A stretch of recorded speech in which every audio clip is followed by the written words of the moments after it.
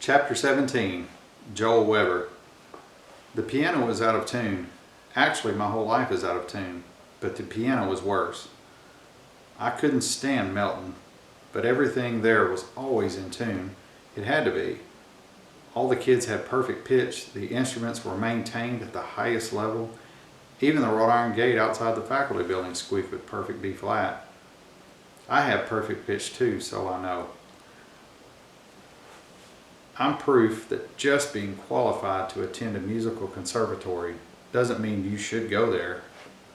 I love the piano, but not enough to care about it the way people do at school like Melton.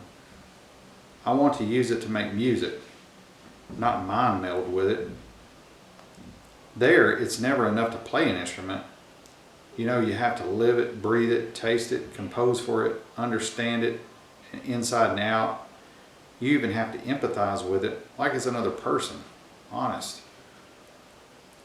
I hated it. I hated living in a dormitory and sharing a bathroom with 11 other guys. I hated my roommate and his violin, his asthma, and the whistling sound he made when he slept. D above high C. But what I hated most about Melton was the reason I had to go there.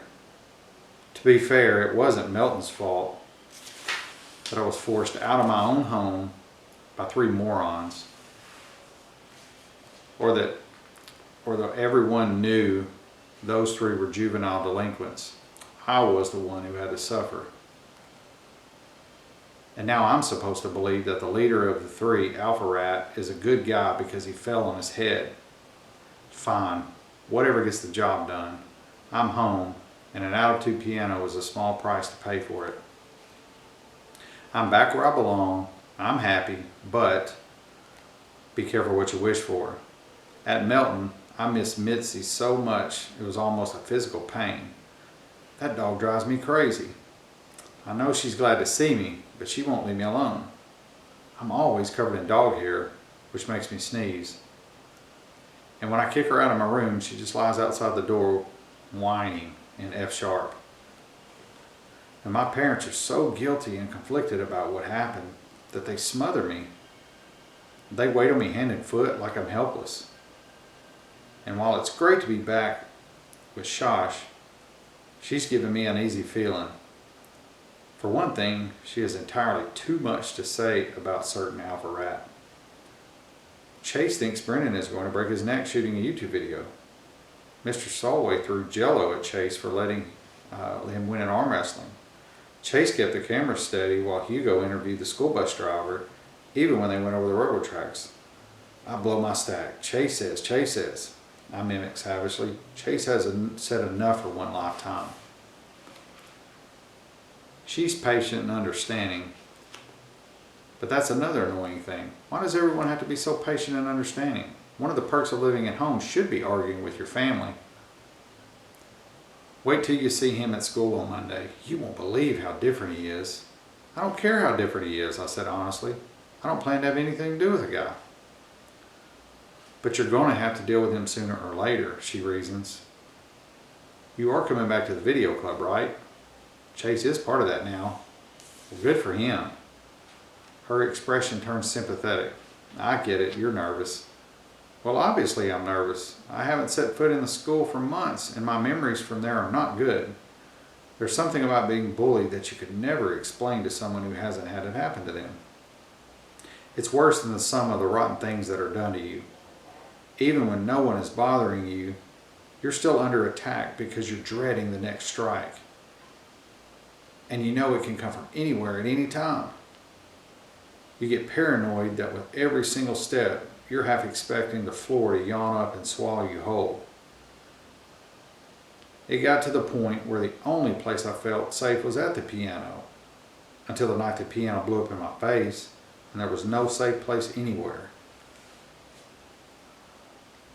That was my all-time low, and I forgive Mom and Dad for deciding Melton was the answer.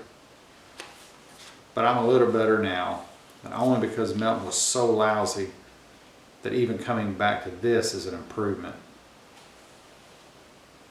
When a bunch of jerks see you as a victim, that's on them. But when it goes on so long, that's how you see yourself. It's very hard to climb out of that hole. And the hole seems deeper on Monday morning when Shosh and I get out of the car, and Hiawassee Middle School is right there. And I know bricks and concrete are incapable of evil intent, but I can't shake the feeling that the building itself is out to get me. Dr. Fitzwallace reached out to my parents last week. He offered to meet me in the morning before homeroom, but I said no. I'd just print my schedule out at home. I think he wants to reassure me that he's got my back. Well, big deal. He had my back before, and what good did that do? Short of a Secret Service bodyguard, there's no way to protect anyone 100%. And sooner or later, you're going to end up in a lonely hallway or a deserted locker room. Shosh rounds on me. "You're ready for this?" I'm not ready, but I nod. Then we're in, surrounded by all those kids. I forgot the thrum of a big school, a chaotic buzz of sounds, too many to assign a single note to, or even a whole chord. A handful of faces turn my way, registering surprise at my return. And I hear the occasional whispered, "It's him," or "Joel's back," or "You know the guy whose piano exploded?" I catch a couple of kind-hearted looks, and even a hostile one from a big kid who must be a football player. Mostly though, nobody sees me at all. Or worse, they never even noticed I was gone. I think that makes me madder than anything else. I went through the worst part of my life. I was bullied so badly I had to leave town, and it never popped into most people's radar screens. That baloney from guidance counselors about how we're supposed to be a community. Yeah, right. This is how bullies like Chase Ambrose get away with it, what they do, because their victims are invisible. Speaking of bodyguards, Shosh thinks she's mine because she stays glued to my side. Add that to a list of humiliations that doesn't need padding, and my sister is convinced she has to fight my battles for me. "Don't you have to go to homeroom?" I ask her, fighting to keep exasperation out of my voice. "Oh, I figured I'd stay here with you just for today. I haven't seen Mr. O'Toole in a while." I interrupted her. "Go away, Shosh." She looked worried. "Are you sure?" "No," I replied honestly, "but you can't hang on me all day." "What happens when I have to go to the bathroom?" "Well, I figured I could wait outside." "Go away," I repeat. Classes are okay, I guess, no different than math at Melton. Math is math, regardless of whether you're learning it from a world-class French horn player. A few kids ask where I've been. Those who know have questions about what boarding school is like. And Brendan Espinoza updates me on his YouTube career, and I congratulate him on Leaf Man, which is up to 4,000 views. Not exactly viral yet, but it's his biggest audience so far. He tells me about Video Club. Kimberly Tooley is a member, although she never struck me as the type. He talks about her a lot, so I suspect he has some kind of crush going on.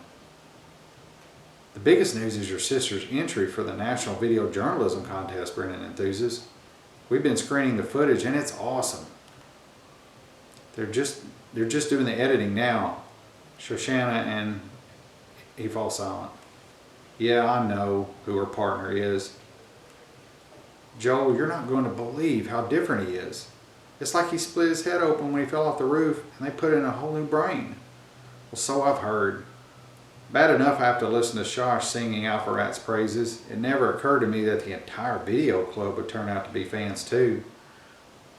Well, I passed by Chase in a hall once, and the sight of his face nearly made me jump out of my skin. But here's the thing. He looks right through me like I'm not even there. Maybe he really does have amnesia and doesn't recognize me.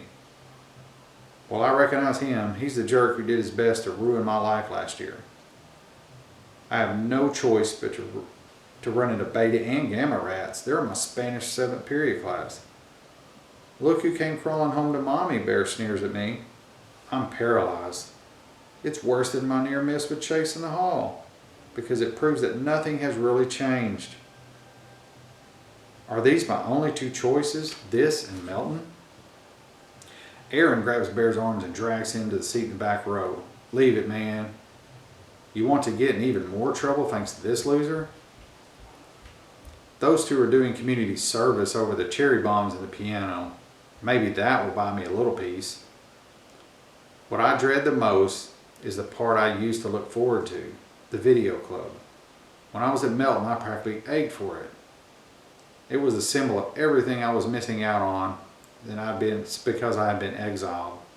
But now all I can think of is that I'm going to come face to face with him. When I get to Miss Dalio's room, the lights are out and all the eyes are on the smartboard. I assume that this is my sister's famous video project, and the old guy on the screen is that Mr. Solway I've heard so much about. He's describing a scene from the war, and everybody is completely enthralled. Miss Dalio notices me first and pauses the video. She comes over to the doorway to greet me. "Joel, it's so good to have you back." They crowded around me, all the members. There are a couple of new faces like Kimberly, but most of them are old friends. It's a nice welcome, and I can't enjoy it though because I know he's there, hanging back waiting on his turn. Shosh performs a formal introduction, like I don't know the guy who turned my life into a horror show. But of course it isn't for me, it's for him. "Chase, I don't think you remember my brother Joel. He looks 10 times more miserable than he ever made me." "I don't know what to say to you," he begins in a voice I barely recognize his arrogant alpha rat bravado. "I have no memory of any of the things I did to you. I can't undo them, but I do want to tell you that I'm really, really sorry. Up until this moment, I had no idea how I would react to meeting Chase Ambrose again for all these months. Now I know. I completely believe that he has amnesia and can't recall the stuff that happened between us.